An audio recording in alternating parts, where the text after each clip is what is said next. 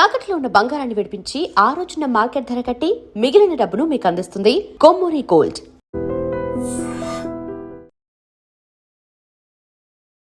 ప్రస్తుతం మనం బీబీ నగర్లో ఉన్నాం. ఇక్కడే యాక్చువల్లీ విజయారెడ్డి అట్లాగే వాళ్ళ మన్మరాలకి సంబంధించి అంత్యక్రియలైనటువంటి ప్లేస్లో మనం ఉన్నాం. వాళ్ళ తాత అట్లాగే నానమ్మ మనతో పాటు ఉన్నారు. ఒకసారి మాట్లాడే ప్రయత్నం చేద్దాం. అఫ్ కోర్స్ ఈ టైంలో మాట్లాడడం కరెక్ట్ కాదేమో, బట్ అసలు ఏం జరిగింది ఏంటి తెలుసుకునే ప్రయత్నం ఒకసారి చేద్దాము. సార్, మీకు ఈ విషయము ఎప్పుడు తెలిసింది? ఆ రోజు జరిగిన తర్వాత, అంటే రాత్రిపూట జరిగింది కదా, మీకు ఎప్పుడు తెలిసింది ఇట్లా జరిగింది? మాకు 30 తారీఖు నాడు పొద్దుగాల 9 గంటలకు మాకు తెలిసింది ఇట్లా చనిపోయారని మా ఏప్రిల్ ఫోన్ చేసింది. అలా మా 30 నాడు మా కొడుకు బర్త్డే ఉంది. మా కొడుకు వారం ఫోన్ చేస్తాడు. అదే వారం అయింది కానీ నా కొడుకు ఫోన్ చేయలేదు. నేను చేస్తా అని మా భార్యతో అన్న అంటే పని మీద ఉండేమో పూజ చేసినా చేస్తే అని ఆమె. నేను పూజ చేసుకొచ్చి పూలు తెంపి అటు దేవుని కాడ పెడుతున్నా. ఫోన్ వచ్చింది నా కొడుకు నుంచి.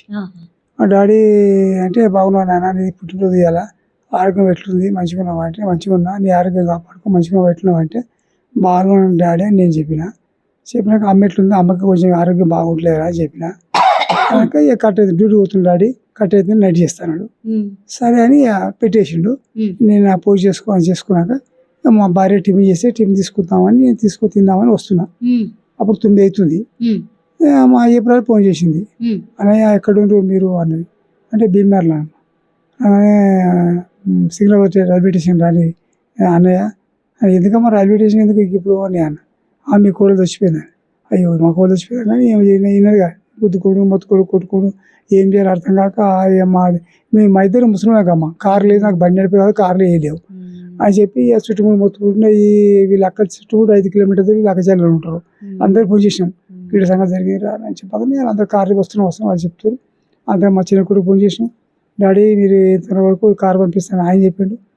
ఆంటీ వీళ్ళు మొత్తుకుంటున్నప్పుడు కొద్దిసేపటికే ఒక్కడు కాదు 3 చచ్చిపోయారు అంటారు.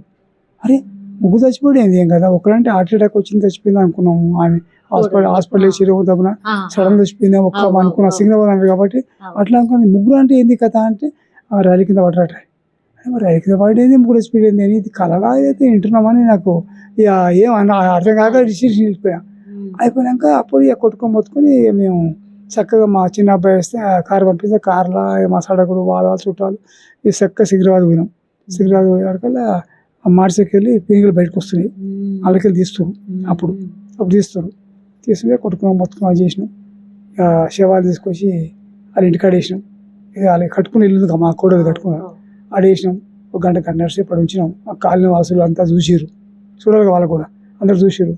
చూసినాక ఏం సాగు చేస్తారంటే లేదు మా ఇంటికి తీసుకుపోతాం, మా మనవరాలు మా వంశస్థులు మేము తీసుకుపోయి అక్కడే సాగు చేసుకుంటా అని ఇక మళ్ళీ ఆడికి వెళ్ళి మళ్ళీ వేసుకొని ఇక్కడికి వచ్చినాం.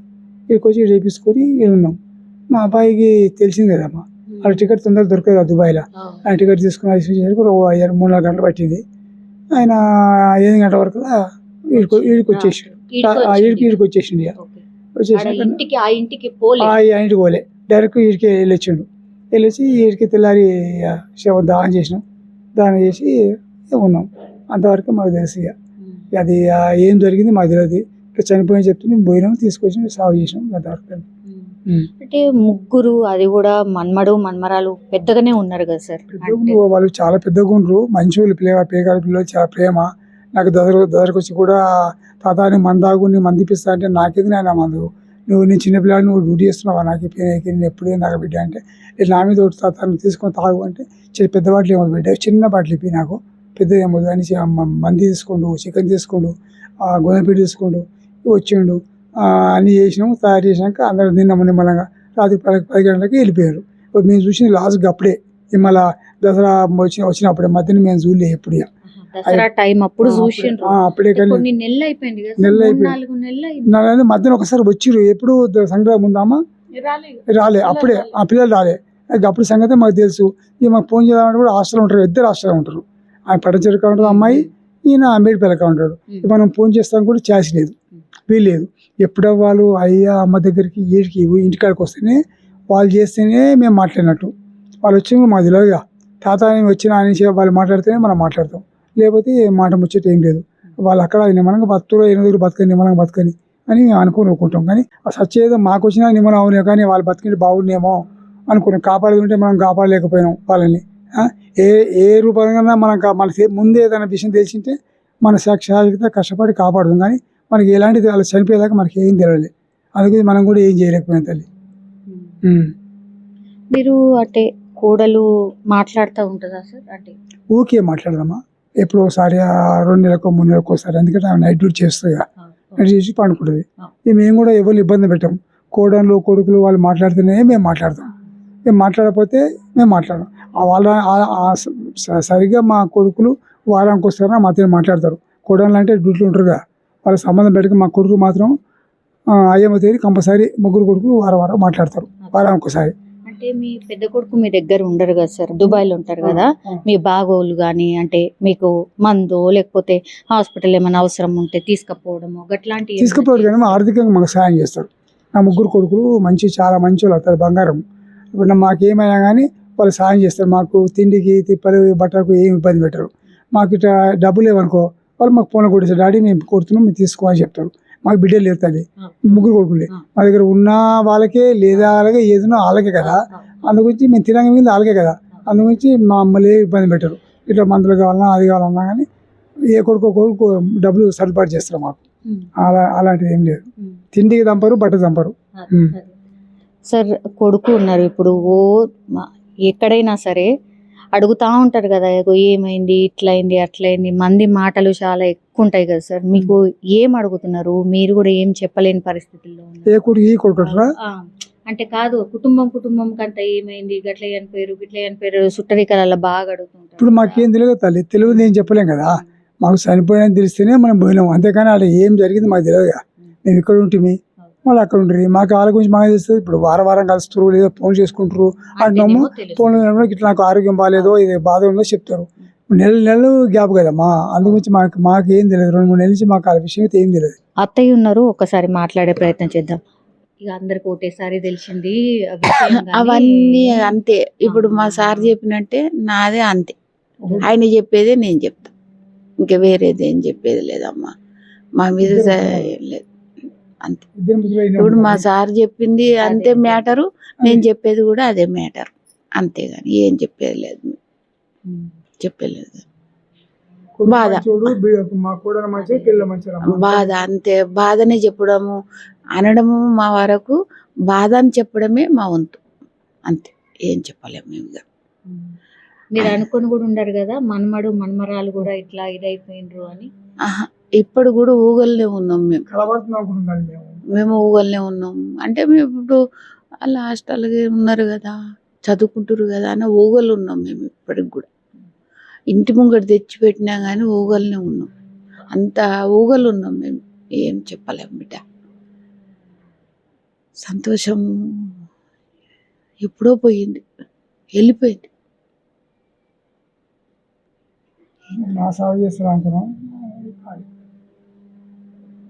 కొడుకు ఏమంటుండమ్మా? అంటే మీ పెద్ద కొడుకు ఏమంటుండు? ఏమీ లేదు, తెలియని విషయాలు మేము ఎట్లా చెప్తాం బిడ్డ. నా కొడుకు ఏమంటలేడు, మేమేమంటలేడు, నా కొడుకు కూడా ఏమంటలేడు. ఏం చేయాలో మాకే అర్థం. తెలియని విషయాలు మేము ఎట్లా చెప్తాం, అబద్ధాలు చెప్పి వాళ్ళని బాధ పెట్టద్దు బిడ్డ, ఎదుటోళ్ళని. ఇప్పుడు ఇదంతా అయిన తర్వాత పోలీస్ వాళ్ళు వచ్చిర్రు మాట్లాడడానికి? రైల్వేలో వచ్చిర్రు, వచ్చింది 2 మాటలు వచ్చారు, 2 మాటలు వచ్చారు బిడ్డ, వచ్చారు మాట్లాడారు, మాతోటి కూడా మాట్లాడిపించారు. ఏం జరిగింది ఏంది అంతే కదా, అంతే చెప్పినా కానీ మేమేమన్నాం, మా కోడలు బంగారం, మాకు ఎటువంటి ఇబ్బంది లేదు, మాకు ఎటువంటి ఇబ్బంది లేదు, మేమేం చెప్తాం చెప్పు, అంతే. బాగుండని అనుకుంటున్నాం. ఎట్లా తుచ్చిపడినామో, ఎందుకంటే మా కోడలికి ఇంత ఇబ్బంది అయింది కదా. ఆ ఆత్మహత్య చేసుకోవడానికి పాల్పడినందుకు ఎవరు దానికి ప్రోత్సహించారు, ఏం చేసిండ్రు, దాని ఇంకా ఎవరుండ్రు అని తెలిస్తే బాగుండేమో అనిపిస్తుంది. ఇప్పుడు మనం ఏం చేయలేక తల్లి, అంతవరకు పోయినంటే ఏం జరిగింది మాకు తెలియదు. దాని ఇంకా ఎవరుండ్రు ఏ సంగతి తెలిస్తే బాగుండు, మీడియా వాళ్ళే కానీ పోలీసు వాళ్ళే కానీ బయట పెడితే బాగుండు అన్నట్టు కానీ తెలుస్తలేదు మాకు. పైసల ముచ్చట బాగా జరిగింది, ఏదో జరిగింది అనేది కూడా ఆ సంగతి మాకు తెలుసు. అది డబ్బుల సంగతి, ఆస్తుల సంగతి మా ఇక్కడే ఉంటాం కదా. అది అక్కడ ఏం జరిగింది మాకు తెలియదు. ఆ విషయం కాడ గంట వరకు తెలిసి ఉంటాయి కానీ వాళ్ళు అక్కడ ఏం జరిగింది మా విషయం మాకు తెలియదు ఇక. వాళ్ళ అమ్మగారు కానీ తమ్ముడు ఉన్నాడు కదా, తమ్ముడు కానీ వాళ్ళు బాగానే ఉన్నారు కదా. అన్న అన్న అన్నయ్య అన్నయ్య అన్నయ్య మంచి అందరూ తమ్ముడు తమ్ముడు అంటారు కానీ అన్నయ్య అన్నయ్య అన్నయ్య అబద్ధాలు ఎప్పుడు తన చెప్తారు. బాగోగులు మొత్తం అంతా తనే చూస్తున్నా అంటే తనే చెప్తున్నాడు, నా పిల్లలతో పాటే వాళ్ళని అదంతా నిజమే. నిజమే. నిజమే బిడ్డ. ఒకరిని అన్యాయం అనొద్దని చెప్తున్నది ఏంది నేను. అన్నీ మంచిగానే జరిగినాయి. ఏందని తెలియదు ఇక. తెలియదు. అన్నీ మంచిగానే ఉన్నాయి. అంతా మంచిగానే చూసిరు. ఒకరి మీద అబద్ధాలు చెప్పొద్దని ఎందుకంటున్నాను చెప్పొద్దు. ఏం జరిగింది అంతే. ఒక్కటే ఉంది మిస్టరీ. మన్మడు మన్మరాలు గిన వాళ్ళు మంచిగానే మాట్లాడుతుండేనా అమ్మ, మంచి నెమ్మదస్తులేనా? చాలా చాలా బంగారం బంగారం. ఫోటోలలో మీరు ఎట్లా చూస్తుర్రో అంత బంగారం వాళ్ళు. మన్మడు మన్మరాలు కోడలు అందరు మంచోళ్ళే బిడ్డ. అలా అదేం లేదు. ఇట్లా స్టేషన్ లో తిరిగేది మీరు చూసిండ్రా అమ్మ? సీసీ ఫుటేజ్ అదంతా అన్నీ చూస్తూనే ఉన్నాం. అన్నీ చూస్తూనే ఉన్నాం. ఈ మొండి బతుకులు ఉన్నాయి ఇంకా అంతే భూమి మీద. దేవుడు మమ్మల్ని తీసుకుపోయేదండి. వాళ్ళు భవిష్యత్తులో ఏం చేతురో చెప్పలేకపోతున్నాం మేము. అంతే. భవిష్యత్తులో ఏం పని చేసి బతుకుతురో, ఎంత పేరు తెద్దురో నా మనవడు నా మనవరాలు జీవితంలో. మేముండి సాధించేదేముందమ్మా? ఇప్పుడు మేమిద్దరం పెద్ద మనుషులం ఉండి సాధించేదేముంది? మేము పెద్దోళ్ళం వినాం కదా అంతవరకే. అమ్మ అక్కడి వాళ్ళు లేరు ఎందుకు, మీతో పాటు ఎందుకు లేరు? ఉన్నారమ్మా, నిన్న మొన్న ఉన్నారు. ఇప్పుడు ఇది కార్యక్రమం చేసేటప్పుడు ఇలా పొద్దుకంగా నన్ను వస్తారు, రేపు పొద్దున్న నన్ను వస్తారమ్మా. పెద్ద బలగమేనా అమ్మ వాళ్ళది కూడా? వాళ్ళది పెద్దదే, నాది పెద్దదే, మామూలు పెద్దది కాదు. 5 రకజాలు 2 అన్నములు 7గురం మేము. అంత 5 కిలోమీటర్ దూరం ఉంది. అట్లా వాళ్ళు కూడా పెద్ద ఫ్యామిలీమా. నిజంగా ప్రస్తుతం ఉన్నటువంటి సమాజం దేనికి ప్రయారిటీ ఇస్తుంది? ఆర్థిక సంబంధాల చుట్టూ మాత్రమే తిరుగుతోంది. మళ్ళీ ఎన్నికలంగానే చాలా విరక్తి కలుగుతాను. మంచి అనిపిస్తుంది కదా, లేడీస్ కూడా ఛాలెంజింగ్ జాబ్స్ చేసినప్పుడు చాలా బాగుంటది. ట్రాఫిక్ అసిస్టెంట్స్ గా నియమించిన ట్రాన్స్జెండర్స్ అందరితో సాల్యూట్ చేయించుకుంటున్నారు. ఫుడ్ డెలివరీ ఇవ్వటానికి వెళ్ళినటువంటి డెలివరీ బాయ్ అనిల్ పై కళ్ళ ముందు